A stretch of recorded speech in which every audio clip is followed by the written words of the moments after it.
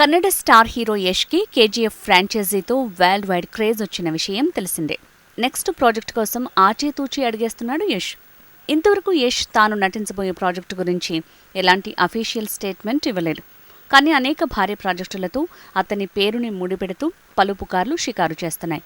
బ్రహ్మాస్త్ర సీక్వెల్లో నటిస్తున్నాడనే rumour ఎంతకాలం నెట్టింట చక్కర్లు కొట్టింది.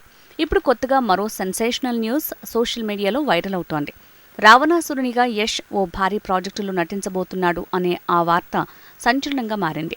ఇదే నిజమైతే యష్ నటించే తొలి పౌరాణిక చిత్రంగా ఈ ప్రాజెక్టు ప్రేక్షకుల ముందుకొచ్చే అవకాశం ఉంది. ప్రముఖ నిర్మాత అల్లు అరవింద్, నమిత్ మల్హోత్రా, మధు మంతెనలతో కలిసి 1500 కోట్ల భారీ బడ్జెట్తో రామాయణ మహాకావ్యం ఆధారంగా రామాయణ అనే చిత్రాన్ని చాన్నాళ్ల క్రితం అనౌన్స్ చేశారు. శ్రీరాముని పాత్రకు రణబీర్ కపూర్, రావణాసురుని పాత్రకు హృతిక్ రోషన్ని సంప్రదించారని అప్పట్లో వార్తలొచ్చాయి. గతేడాది రిలీజ్ అయిన విక్రమ్ వేద చిత్రంలో విలన్గా నటించాడు హృతిక్ రోషన్. ఆ చిత్రం ఫ్లాప్ కావడంతో ఇక మీదట విలన్ పాత్రలు చేయనని రామాయణం నుంచి తప్పుకున్నాడట హృతిక్. దాంతో రావణాసుర పాత్రకు యష్ని సంప్రదించారనే టాక్ వైరల్ అవుతోంది.